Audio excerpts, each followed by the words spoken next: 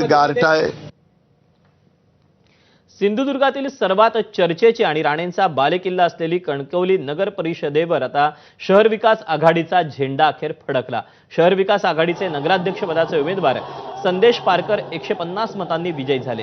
सिंधुदुर्ग जिल्ह्यात नगर परिषदेच्या निवडणुकीसाठी भाजपने स्वबळाचा नारा दिला होता, त्यामुळे पालकमंत्री नितेश राणेंची प्रतिष्ठा पणाला लागली होती। कणकवली नगर परिषदेत भाजप विरोधात सर्व पक्ष एकत्र येत निवडणूक लढवली गेली होती, त्यामुळे कणकवलीत राणे विरुद्ध राणे असा संघर्ष पाहायला मिळाला होता। अखेर संदेश पारकर विजय झाल्याने कार्यकर्त्यांनी मोठा जल्लोष करत आनंद साजरा केला, तर मालवण नगर परिषदेवरही शिवसेनेचा मोठा विजय झाला। 10 जागांवर विजय मिळवत निलेश राणेंनी मोठी मुसंडी मारली।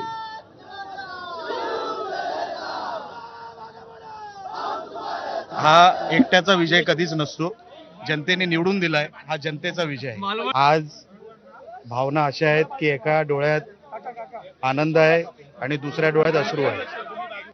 आनंद मालवणबद्दल 100% आहे, पण कणकवलीमध्ये आमची लोक हरली किंवा त्यांचा पराभव झाला हे दुःख देखील आहे। कणकवलीमध्ये नगराध्यक्ष पदाचे उमेदवार आम्ही सपोर्ट केला होता, पण इन द एंड नाती पण आहेत, नातं आहे आणि संदेश पारकर जिंकले त्याबद्दल त्यांचं अभिनंदन।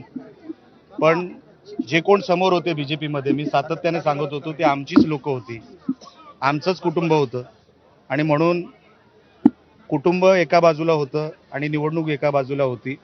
जे जिंकले त्यांचं मी मनापासून अभिनंदन करतो। सर्वात प्रथम जिल्ह्याचा पालकमंत्री म्हणून मी ह्या सगळ्या विजयी उमेदवारांना, नगराध्यक्ष आणि नगरसेवक या सगळ्या जणांचं मी मनापासून अभिनंदन करतो। जिल्ह्याचा पालकमंत्री म्हणून या शहरांच्या विकासाच्या दृष्टिकोनातून त्यांच्या काही अपेक्षा